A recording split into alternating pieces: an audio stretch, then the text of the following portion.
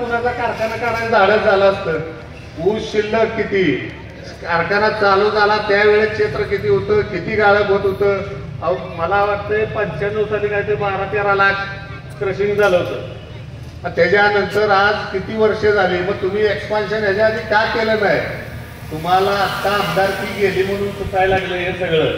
पण आता तुम्ही कितीही प्रयत्न केला तरी कारखाना आता तुमच्या ताब्यात राहत नाही. सभासदांनी निर्णय केलेला आहे कारखाना ताब्यात तर आपल्या येणार आहे, परंतु चालवणं फार अवघड आहे. कारण कर्ज एवढं केलंय, परंतु पहिल्याच बैठकीत मनोजदादांनी कारखाना चालवण्यासाठी अडचणी येणारा त्याचा आधीच अभ्यास केलेला आहे. त्याच्यासाठी प्रसंगी लागले तर मी स्वतःची पत वापरून पैसा उभा करीन आणि योग्य पद्धतीनंच कारखाना चालवला जाईल अशी मनोजदादांनी त्या बैठकीत ग्वाही दिली.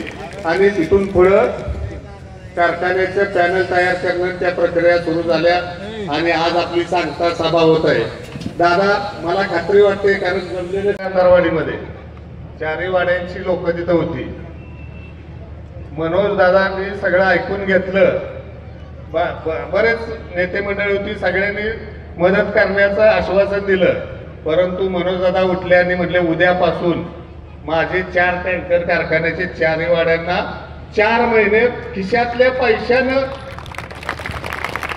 पाणी पुरवठा केलेला आहे प्रत्येक वाडीला. नेता असा लागतो की त्यांना बरं वाईट चांगलं कळतं.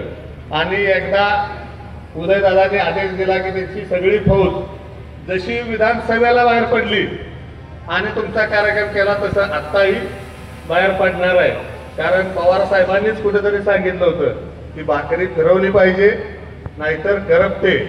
कृपा करून मी एक एवढीच विनंती करतो की ही आता कारखान्याची पण बरेच वर्ष झालं ही भाकरी फिरवूया नाहीतर करपेल. परत पुढचं इलेक्शन लागण्याच्या लायकीचा हे कारखाना शिल्लक ठेवणार नाहीत.